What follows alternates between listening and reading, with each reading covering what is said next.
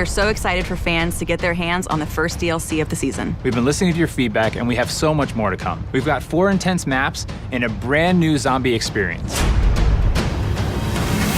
One of the great things about DLC is it gives us the first opportunity to address what the players are looking for and what things can be improved upon in the Infinite Warfare experience. We get a lot of feedback across social media, forums, everywhere. It's been really cool to see everything from beta up till now, the requests. So you're gonna see drastic changes and things you love brought into these new maps.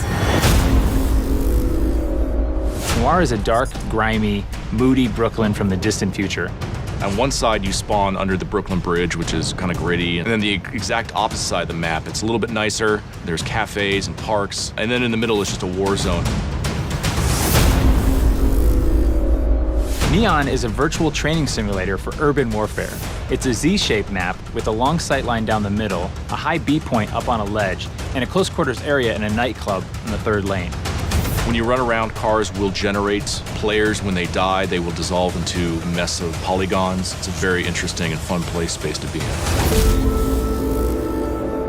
One of the maps in DLC 1 that we are pretty excited about is called Renaissance. It takes place in Venice. It's a very tight quarters, very fast gameplay.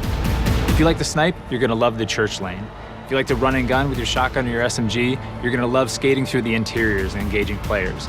And if you're a mobile mid-ranger, you're gonna love taking your assault rifle onto the streets. Another map we have is called Dominion, and it's a Modern Warfare 2 remake of the classic map Afghan. This time it takes place on Mars. Afghan is such a revered map, not just amongst the fans, but also among everybody at Infinity Ward. It has a lot of different identifiable landmarks that everybody can remember: the crashed ship, the AA guns on the hill. And we knew it was kind of an easy transition over to Infinite Warfare's theater of war. And players can now boost jump up to the lookout and counter snipers with close range engagements. The Raven the Redwoods is a trip back to the 1990s, to a place that is such a stark contrast from what we did in Zombies in Spaceland. I think players are in for a real surprise. We made them really comfortable in Spaceland by opening up lanes, making it bright and colorful.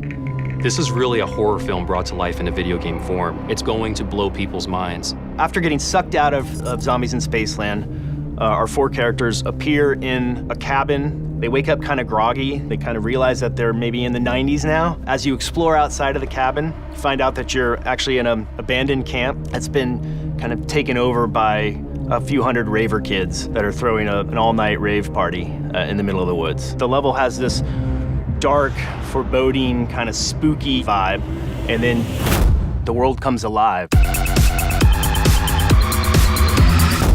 There's new weaponry, there's new fate and fortune cards coming, new traps within the map. Our cast of characters are getting a whole new wardrobe change. We're gonna introduce a new character named the Slasher. There's so much more to tell. We can't wait for people to get a chance to experience what it's like to be in Raven the Redwoods. People are in for a real treat.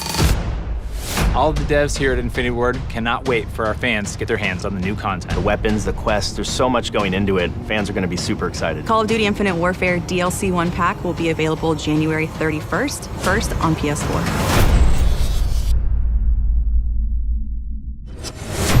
Get the season pass and receive $20 of bonus content.